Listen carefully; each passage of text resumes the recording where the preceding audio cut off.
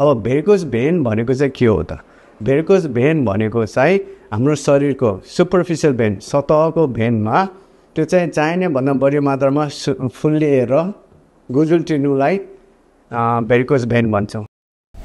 सुरुमा यसले खासै दुःख दिँदैन, हेर्दाखेरि मात्रै अलिक नराम्रो देखिन्छ।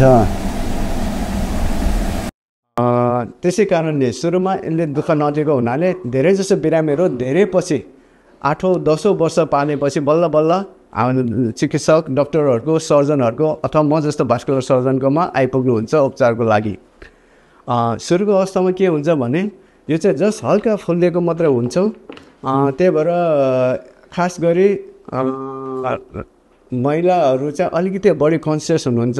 उसको हेर्दा पनि अलिकति निलो नराम्रो देख्यो भनेर उहाँहरू चाहिँ लोग्ने मान्छे अथवा पुरुषभन्दा अलिकति छिटो सम्पर्क गर्नुहुन्छ चिकित्सक, सर्जनहरूकोमा भने हाम्रो पुरुषहरू चाहिँ निकै धेरै ढिलो।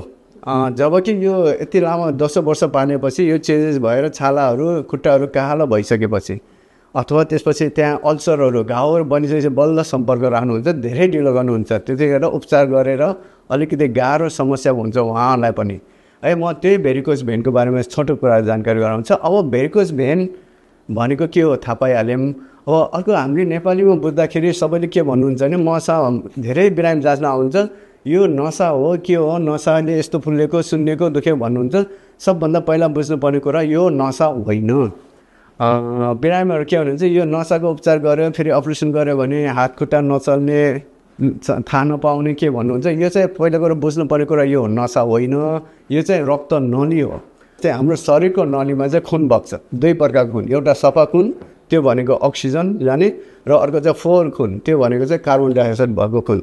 अक्सिजन रक्त नली चाहिँ अक्सिजन चाहिँ हाम्रो माथि शरीरबाट तलतिर सबैतिर फैलिन्छ हो भने हाम्रो भेनबाट चाहिँ फोहोर कार्बन डाइअक्साइड चाहिँ हाम्रो शरीरबाट तलबाट खुट्टाबाट सपोज अथवा हातबाट माथि जाँदै फोक्सोमा सफा भएर फेरि रिडिस्ट्रिब्युट हुन्छ है। अब भेरिकोज भेन हुने कारण चाहिँ किनभने सिम्पल पानीको प्रिन्सिपल जस्तै हो। जस्तै पानी माथि सतहबाट तल आउँदाखेरि जति सजिलै आउँछ भने पानी तलबाट माथि, जस्तै हाम्रो घरमा छतमा ट्याङ्कीमा पानी लाँदाखेरि हामीलाई के युज गर्नु पऱ्यो? ट्याङ्की मोटर युज गर्नु पऱ्यो। मोटर भनेको पावर युज गर्नु पऱ्यो, त्यो भनेको प्रेसर हो। एक्ज्याक्टली त्यही मेकानिजम हो हाम्रो शरीरमा पनि। यो भेनबाट तलबाट माथि जानको लागि हामीलाई त्यो रक्त नलीमा प्रेसर बढी पर्न थाल्छ। प्रेसर बढेपछि बिस्तारै बिस्तारै त्यहाँ हाम्रो रक्त नलीमा भल्भ हुन्छ, ढोका जस्तो वान वे भल्भ भन्छौँ, एकतिर मात्रै माथि आउनु दिने खालको। त्यो चाहिँ बिस्तारै त्यसले काम गर्नु छोडेपछि हाम्रो यो रक्त नली फोहोर कार्बन डाइअक्साइड भएको नली चाहिँ खुन चाहिँ ब्याक रिटर्न हुन्छ। र जति माथि आउनुपर्ने नआएको हुनाले त्यहाँ जम्मा भएर फुलिँदै जान्छ है त। यसलाई चाहिँ हामी भेरिकोज भेन भन्छौँ। अब यो कस्तो मान्छेहरूलाई हुन्छ त? रिस्क फ्याक्टरहरू भनेको हो।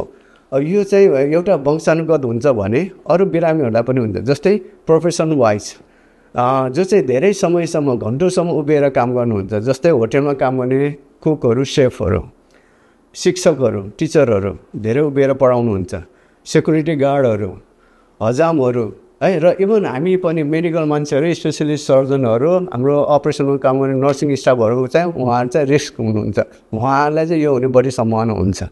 त्यसबाहेक अलिकति मोटो मान्छेहरू जो फिजिकली एक्टिभ हुनुहुन्न, बसिराख्ने है, र अर्को चाहिँ प्रेग्नेन्सीको बेलामा, सुत्केरीको बेलामा यो सुरुवात हुन्छ, अथवा कसैको छ भने सुत्केरीको अवस्थादेखि यो बढेर आउँछ।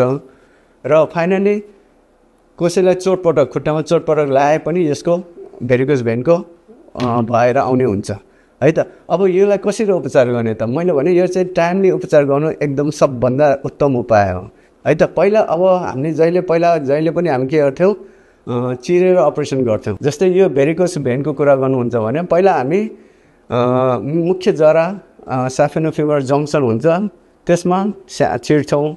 चिरेपछि तल खुट्टामा जान्छ, अलिकति गुजुल्टो परेको छ ठाउँमा 4-5वटा चिरेर हामी अपरेसन गर्थ्यौँ। त्यसो गर्दा बिरामीलाई दुखाइ बढी हुने, टाँका लाउनु पर्ने, घाउ पाक्ने सम्भावना हुने, पछि फेरि आएर टाँकाहरू काट्नुपर्ने हुनसक्छ, दुखाइ बढी हुन्थ्यो भने अब हामीले चाहिँ यसमा पनि अब जस्तै भेरिकोज भेनमा पनि अहिले लेजर प्रविधि भन्ने आएको छ। हामीले लेजरले उपचार गर्ने भइसकेका छौँ। त्यसलाई हामी के भन्छ EVLA भन्छ, भनेको इन्डोभेनस लेजर एब्लेसन, अथवा कसैले इन्डोभेनस लेजर ट्रिटमेन्ट पनि भन्छ, EVLT पनि भन्नुहुन्छ। हामी चाहिँ इन्डोभेनस लेजर एब्लेसन भन्छौँ। त्यो प्रविधि आइपुगेको छौँ अहिले हाम्रो यहाँ चितवनमा पनि। लेजरले चाहिँ के गर्छ भने त्यो रक्त नलीमा गएर त्यसलाई चाहिँ लेजरले फायर, यो भनेको थर्मल इनर्जी हो है त। यसले चाहिँ फायर गर्दै गएपछि त्यसलाई त्यो जुन भेन हुन्छ, त्यहाँ रक्त नली हुन्छ, त्यसलाई चाहिँ सुकाउँदै जान्छ। सुकाएपछि त्यसपछि त्यसमा चाहिँ कुनै पनि खुन जान पाउँदैन। त्यसपछि अब खुन नजान भएपछि त्यो फुल्लिने गुजुल्टिने हुँदैन। यस्तो प्रविधिमा हामीले कुनै पनि कतै पनि चिर्नु पर्दैन, टाँका लाउनु पर्दैन। एउटा सानो पङ्क्चर निडलको भरमा हामीले सबै प्रोसेस उपचार विधि सिधाइदिन्छौँ।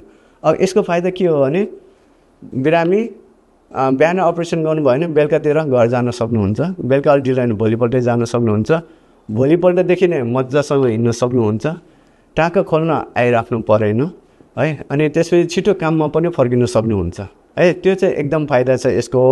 त्यही भएर अहिले चाहिँ हाम्रो प्रविधि भनेको चाहिँ जे पनि इन्डोभेनस लेजर एब्लेसन मिनिमल इन्भेजिभ सर्जरी, त्यो गर्न चाहिँ हामीले धेरै सुझाव दिन्छौँ।